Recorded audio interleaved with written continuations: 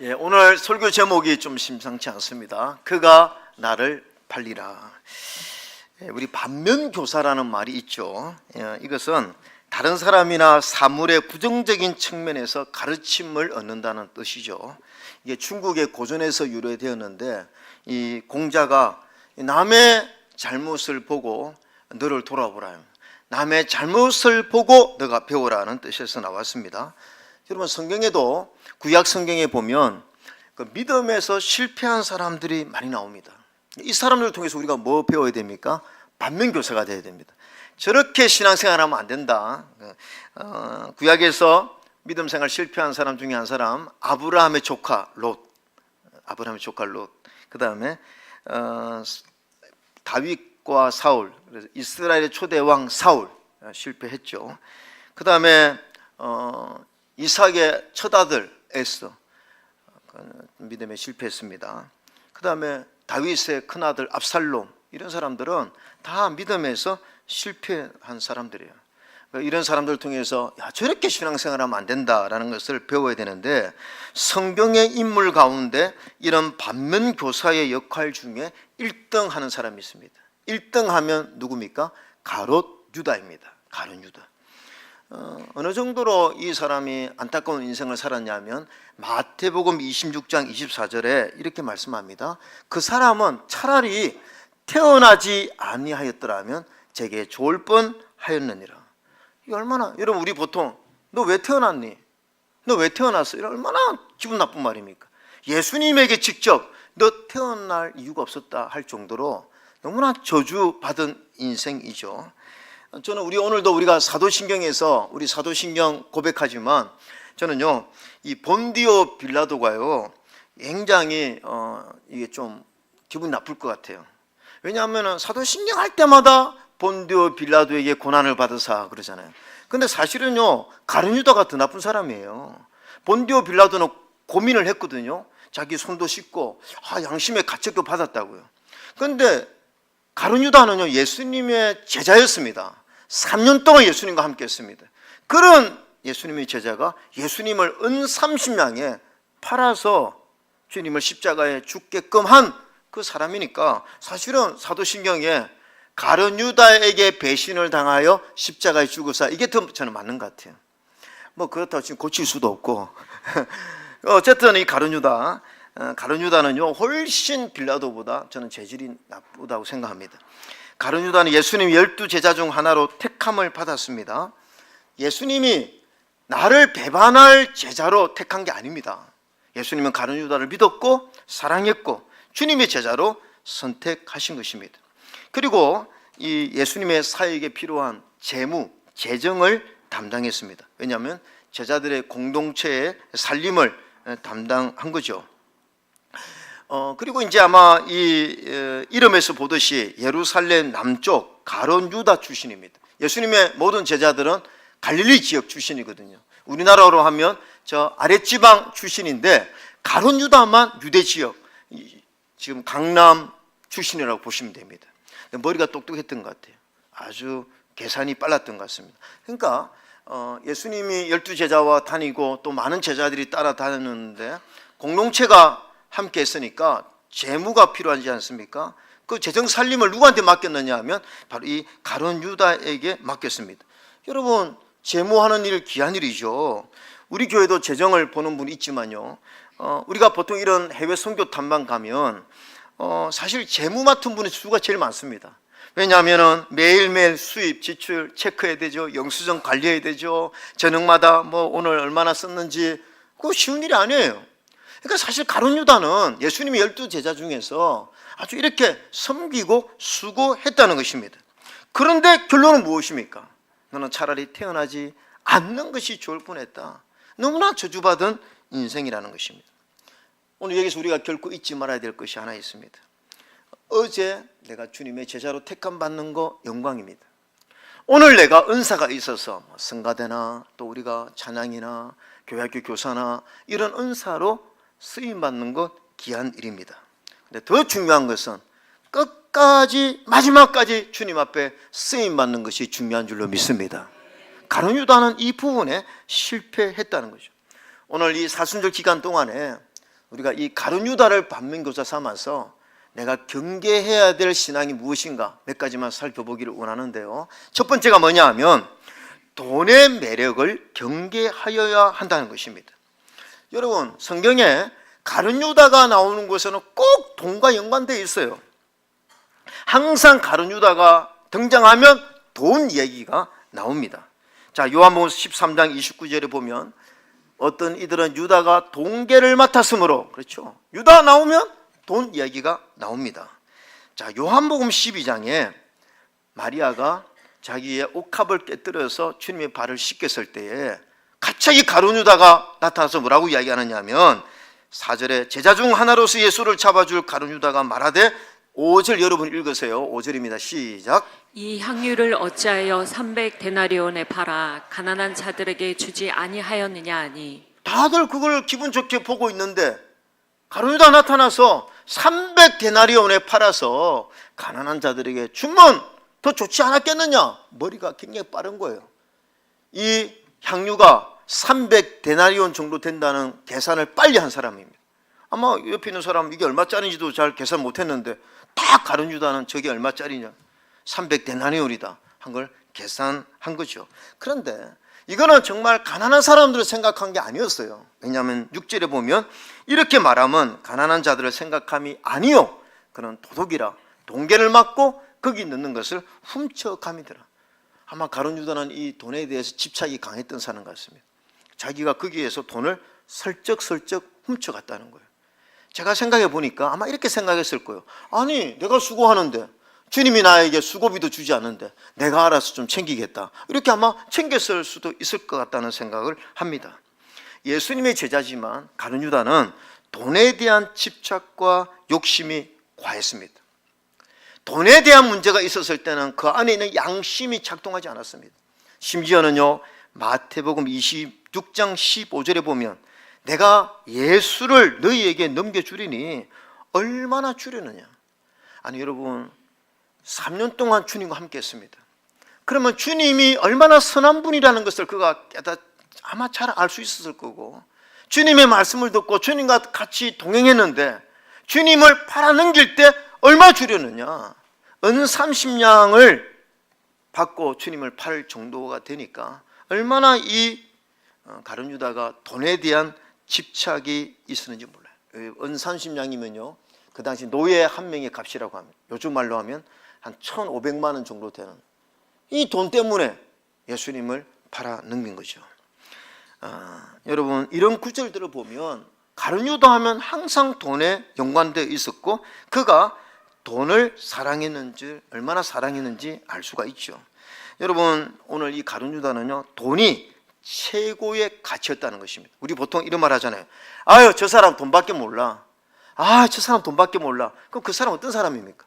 평소에 돈이 그 사람에게 최고의 가치라고 여겨지는 사람을 통해서 야, 저 사람 돈밖에 몰라. 가룟 유다가 그런 사람이었다는 거죠. 우리 예수님이 물질과 하나님을 겸하여 섬기지 못한다고 했는데 이 가룟 유다는 물질과 하나님을 겸하여 섬긴 게 아니라 물질 하나님보다 물질을 더 우선으로 섬긴 자라는 것입니다. 여러분, 우리가요 우리 인생에 있어서 돈이 최고의 가치가 되면요 가족 관계보다 돈이 우선이면요 그 돈 때문에 가족 관계 다 잃어버립니다. 뭐 형제고 다 필요 없습니다. 돈이 우선인 사람은 돈과 어떤 것이 부딪힐 때 항상 돈을 먼저 선택한다는 거죠. 디모데전서 6장 10절에 보면 이런 말씀이 있습니다. 한번 읽어볼까요? 시작. 돈을 사랑함이 일만하게 뿌리가 되나니 이것을 탐내는 자들은 미혹을 받아 믿음에서 떠나 많은 근심으로써 자기를 찔렀도다. 돈을 사랑하는 것은 일만하게 뿌리가 되는데 이 일만하게 뿌리가 된 전형적인 사람이 바로 가룟 유다라는 것이죠. 여러분, 돈을요 좋아하는 것은 당연합니다. 저도 돈 좋아합니다. 돈을 싫어하는 사람이 어디 있습니까? 돈의 가치를 우리는 부정할 수 없습니다. 돈은 아주 매력적인 것이고 우리의 인생에 있어서 정말 필요한 것들이고 우리 삶의 행복을 주는 좋은 수단일 수가 있습니다. 그러나 성경은 돈이 내 삶의 최고의 가치가 되는 것은 경계하라는 거예요. 돈이 최고의 가치가 되도록 내버려 두는 것은 경계하라는 것입니다. 불신자들은요 돈이 최고의 가치가 될 수밖에 없는 것이죠. 그러나 우리는 아닙니다. 우리는 우리 주님이 내 인생의 최고의 가치인 줄로 믿습니다. 그래서 믿음으로 이 물질을 관리해야 되는 거죠. 여러분, 저는요, 우리가 돈이 최고의 가치가 아닙니다. 이것을 고백하는 것 중에 하나가 11조라고 생각해요. 여러분, 11조가 어떤 믿음입니까? 하나님, 내가 가진 건 내 것 아닙니다. 하나님이 다 주셨습니다. 하나님이 주신 것 중에 일부를 믿음으로 구별하여 하나님께 드립니다. 이 신앙 고백이 11조 아닙니까? 그러니까 11조라는 것은 뭐냐 하면 이 물질의 주인이 내가 아니고 하나님이 주신 것이고, 그래서 여러분, 물질의 유혹, 이 돈의 매력을 경계하는 가장 좋은 믿음은 뭐냐 하면 청지기 정신이에요. 청지기 정신. 청지기가 뭡니까? 내가 지금 관리는 하고 있지만 이건 내 것 아닙니다. 하나님 주신 것입니다. 이런 믿음이 있을 때 우리는 믿음으로 물질을 관리할 수 있는 줄로 믿습니다. 근데 가룟 유다는 이런 부분에서 실패했다는 거죠.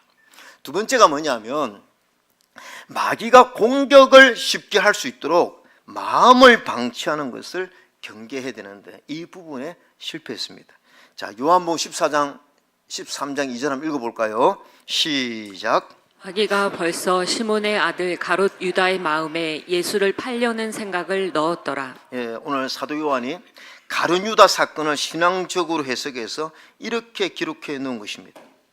마귀가 이 유다의 마음에 예수를 팔려는 생각을 넣었다는 것입니다. 여러분, 혼자 한 게 아니라는 거예요. 가룟 유다의 이 마음에 마귀가 역사에서 함께 유혹을 해서 이 부분에 넘어졌다는 것입니다. 여러분, 여기서 우리가 주목해야 되는 것은요, 마귀의 행동입니다.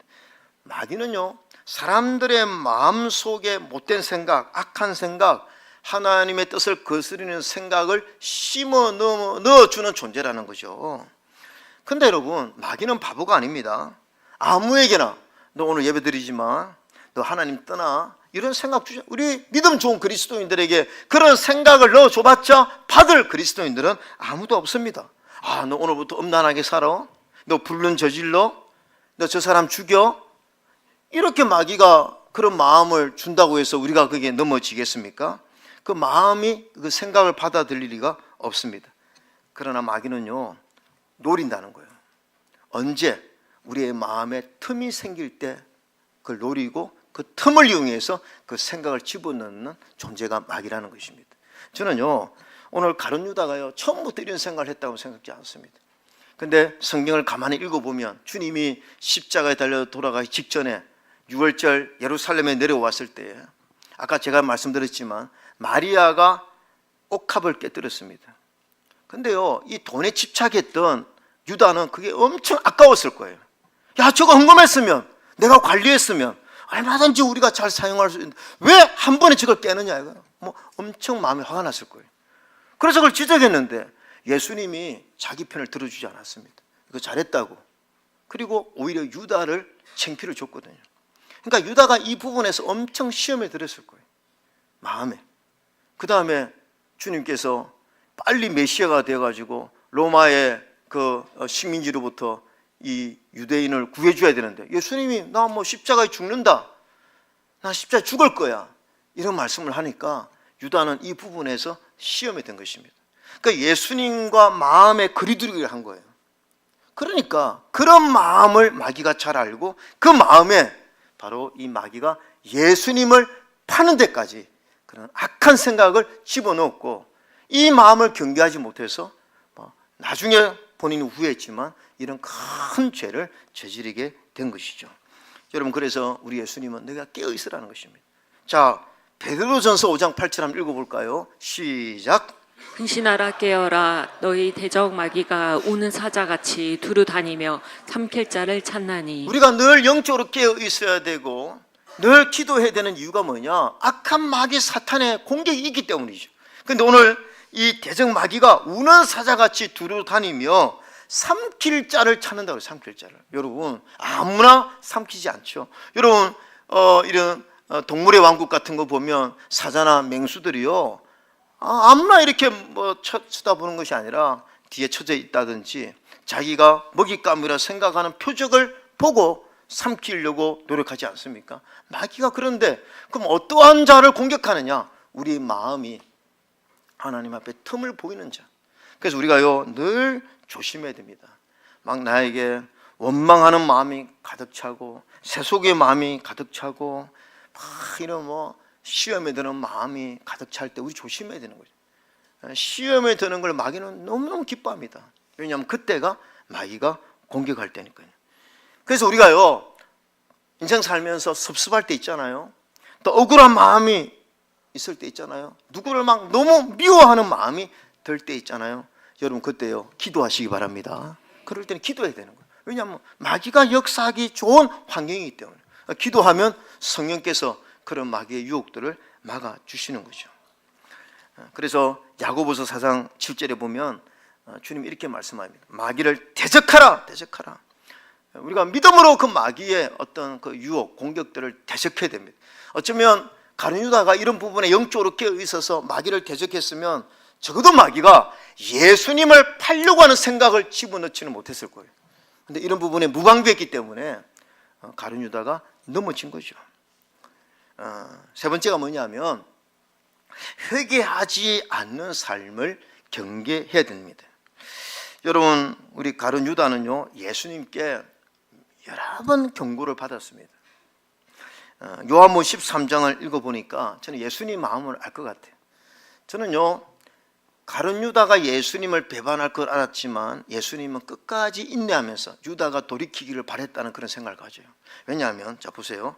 요한복음 13장 10절에 너희가 깨끗하나 다는 아니다. 뭔가 가룟 유다에게 도전을 주는 것입니다. 11절에 보면 이는 자기를 팔 자가 누구인지를 아심이라. 그 다음에 18절 한번 보세요. 그러나 내 떡을 먹는 자가 내게 발꿈치를 들었다 한 성경을 응하게 하려는 것이니라. 누가 여기에서 나를 배신할 자가 있다고 주님이 경고하셨어요. 21절에 너희 중 하나가 나를 팔리라. 주님이 그 제자들 몇 명 없는 제자들에게 너희 중에 한 사람이 나를 배반한다 말씀하셨죠. 여러분 가룟 유다가 이럴 때 마음이 뜨끔뜨끔하지 않았겠습니까? 자 26절에 주님이 이렇게 말씀하십니다. 내가 떡 한 조각을 적셔다 주는 자가 그니라.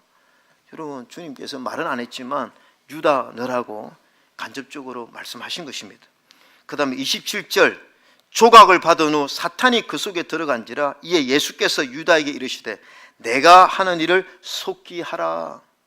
여러분 오늘 제가 이 성경 구절 읽어보니까요 주님은 5번이나 경고를 하신 거예요. 5번이나. 그러면 가룟 유다가 이 주님께서 경고를 하실 때 주님이 아시는구나 그러면서 그 자리에서 회개했어야 되지 않겠습니까? 돌이키지 않았습니다. 여러분 주님은 끝까지 유다를 사랑해서 어떤 면에서는 그 회개할 기회를 여러 번 주신 것이라 저는 생각해요. 우리가 부모님들이요 아이들을 훈육할 때 해초리를 댑니다. 그럼 3번 만에 고쳐 3번. 그럼 하나, 둘, 셋 반에 반. 반에 반. 제가 옛날에 많이 썼던. 그렇죠. 왜냐 부모가 뭐 자식 때리고 싶습니까? 너 돌이키라는 거죠. 어쩌면 주님께서 유다에게 이 5번이나 경고한 것은 돌이키라는 것입니다. 마귀의 생각을 버리고 주님의 사랑의 품으로 돌아오는 것이죠. 여러분 유다는 뉘우쳤습니다. 나중에 뉘우쳤어요. 그래서 마태복음 27장 4절에 이르되 내가 무지한 피를 팔고 죄를 범했다. 자기가 뉘우친 거예요. 내가 무지한 죄 예수님을 내가 팔았구나. 그러면서 대제사장에 와서 은 30냥을 다시 내가 돌려준다고 그랬습니다. 그러니까 대제사장 이건 받지 못하겠다. 그래서 그것으로 밭을 샀고 그게 목매달아서 가룟 유다가 죽었죠. 여러분 오늘 이 가룟 유다는요 뉘우쳤지만 회개는 하지 않았습니다. 여러분 후회와 회개는 다른 거예요. 후회는 뭐냐면 내가 죽일 놈이야. 내가 왜 그런 죄를 저질렀지 인정하는 것입니다. 후회와 회개는 비슷한 것 같지만 결정적인 차이가 있습니다. 회개는 무엇이냐? 내가 잘못한 것을 깨닫고 하나님 앞으로 돌아오는 것이 회개인 줄로 믿습니다. 가룟 유다는요 자기가 잘못한 것을 인정했지만 하나님 앞에 돌아오지 않았습니다. 그러나 똑같이 주님을 배신한 베드로는 나중에 자기 잘못을 깨닫고 주님 앞에 돌아온 것이죠. 여러분, 우리가 예수 믿는 가운데 믿음 생활하면서 아유 나는 죽일 놈이야, 나는 안 돼 하면서 교회를 떠나는 사람은 가장 어리석은 사람입니다. 내 잘못을 인정하면서 하나님을 떠나는 사람은요, 용서받을 기회를 놓친 사람입니다. 지혜로운 사람은 내가 죄를 지을 수밖에 없죠. 죄를 지었기 때문에 하나님 앞에 나오는 것입니다. 그리고 하나님 앞에 용서를 구하는 거예요. 저는요, 유다가 베드로처럼요, 그가 주님을 팔았지만 주님 앞에 나왔다면 저는 주님께서 유다를 용서했다고 믿습니다. 용서했다고 믿어요. 근데 유다는 이런 회개의 기회를 놓친 거죠. 여러분, 제가 오늘 이 사순절 기간에 왜 가룟 유다의 설교를 했느냐, 다 이런 가룟 유다의 모습이 저나 우리 모두에게 다 있다는 것입니다. 우리도 이 세 가지의 이 유혹, 언제나 이런 유혹의 함정에 우리 놓여 있다는 거죠. 항상 돈을 사랑하는 것을 경계해야 되고, 항상 공격하는 이 마귀의 공격에 우리가 민감해야 되고, 또 잘못할 수 있죠. 언제나 우리는 연약해서 넘어질 수가 있습니다. 그럴 때마다 하나님 앞에 진정으로 회개하는, 그래서 하나님의 회개는 무엇입니까? 돌이키는 것입니다. 그 죄를 중단하는 것입니다. 이것을 하지 않으면 어쩜 우리도 가룟 유다와 같은 그런 자칫 잘못된 신앙생활을 할 수 있다는 생각을 하고, 오늘 가룟 유다를 반면교사 삼아서 하나님 앞에 가까이 하는 사순절 기간 되기를 주님의 이름으로 축원합니다. 아멘.